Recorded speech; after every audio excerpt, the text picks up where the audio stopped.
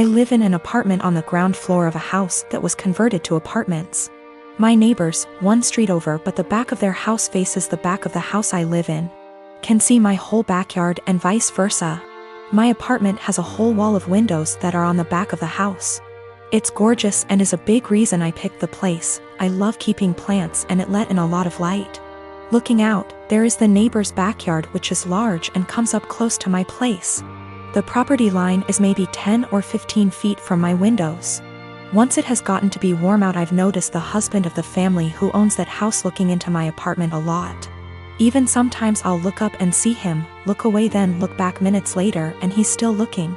So I started shutting the shades during the day, but that was kind of annoying. My place is a dark cramped shoebox without the windows open. And I can't do that for too long because the plants were struggling without light, so I bought these window coverings that make windows into one-way mirrors. During the day when it is light out, my windows look just like mirrors now. From the inside it looks pretty much the same, the windows look tinted slightly darker but that's it. From the outside you can't see in at all, it looks exactly like mirrors. The section of windows it's applied to is about 8 feet high and 20 feet wide. After a week of the window coverings being up, both of the parents from the neighbor's house came to my door and wanted to talk to me. The wife was complaining about the windows for a lot of reasons. 1. They were ugly too. It was uncomfortable, especially for the teens and their friends, to have a huge mirror adjacent to the swimming pool. It's at a time that they feel insecure about looks and they have lost interest in hanging out by the pool. 3. In the afternoon and evening, it was reflecting a lot of extra sunlight into their backyard. They couldn't enjoy eating dinner on the back porch with the sun in their eyes. I said sorry about the inconvenience, but I wanted it for privacy. They both pushed back on that some and I said that I needed privacy because of the husband starting.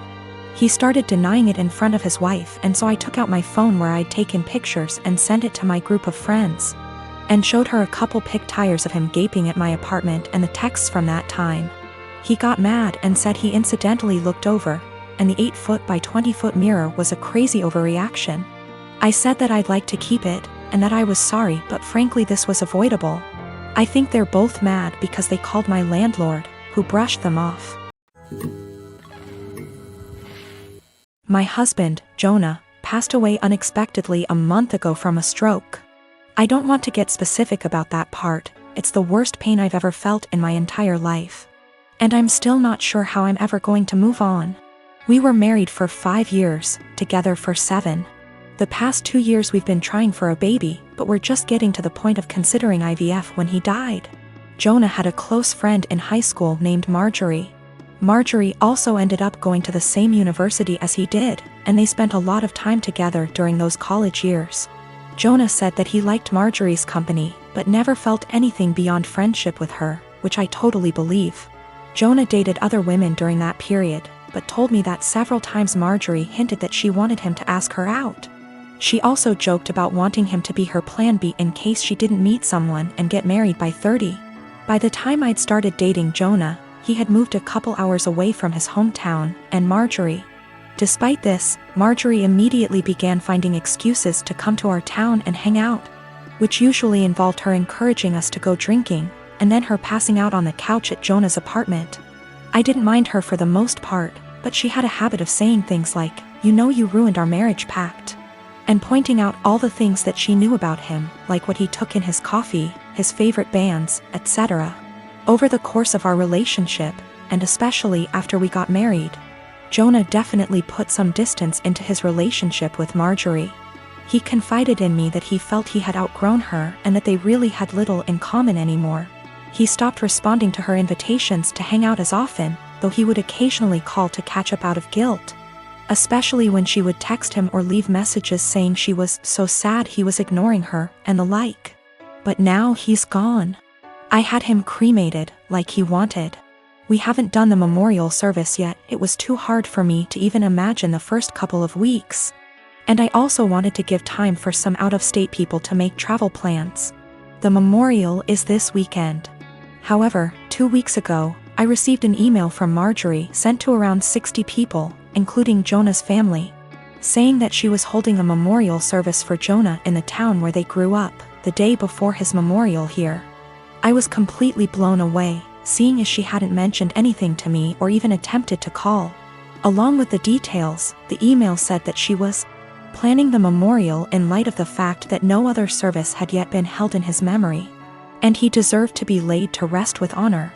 For the record, she was invited to the memorial, which I've been planning, and knew it was happening. I called her, of course, and told her that while I appreciated her willingness to help with Jonah's goodbye, I was already planning a service for him that would involve all of his family and friends. She immediately went on the defensive, and said that she had only started to plan a service when she realized I wasn't willing to do it in a timely manner. I told her that the timing wasn't her choice to make, but that if she wanted to have a memorial of some kind, to please just add on the invitation that his official memorial was going to be held this weekend. She said fine. I sent a message to all of Jonah's invited friends and family to make sure that they knew the real service, with both of our families, was going to be here, and then just washed my hands of the whole thing. This week I received a message on Facebook from Jonah's cousin, saying that Marjorie, who has apparently blocked me on Facebook, created an event for Jonah's official memorial service, her memorial, and invited everyone she possibly could. I've been getting blown up with emails asking which day the memorial is, and where. I'm honestly furious. I don't have the emotional energy to deal with this. I ended up putting a post up on my wall, reiterating the date of his service here, and asking people to please share it.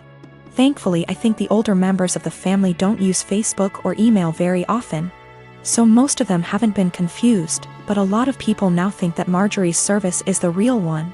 I called Marjorie again, asking her to add an addendum to her event saying that his actual memorial was going to be here. She told me that Jonah would have wanted it this way, and that if I couldn't appreciate her efforts, I wasn't invited to say goodbye to Jonah. I told her that was fine, seeing as I'd already said goodbye to Jonah when I held him as he died. She hung up. Apparently she's now spreading information to her mutual friends with Jonah, saying that he was planning on leaving me because I wasn't able to conceive. She also said that we had approached her to carry a baby for us, all absolute lies. His cousin sent me a screenshot of a text where she said that Jonah always thought we would have the cutest baby together, and that angry widow doesn't understand how much he wants children. I'm at a loss as to what to do. I don't care what she says about me, but she's now tarnishing my husband's memory, especially saying that he wanted to divorce. Jonah would never have left me, and anyone that knows him at all knows that we were committed to each other above all else. I need to figure out how to tell this woman to off without encouraging her to spread more lies. And I also want to just forget the whole thing and crawl in bed and never get up again. I got pregnant with my daughter Emma at 18. I lived at home and was going to college and working. When I got pregnant, my parents kicked me out and I had to move in with my ex. I dropped out of school and quit my job to take care of Emma because my ex told me he would support me. When I was 22, he was 24, he graduated law school. He told me I had to move out because he wanted to find a wife. My parents had forgiven me, so I moved in with them. We didn't have a court order, but we split custody pretty much 25/75 with me having more time.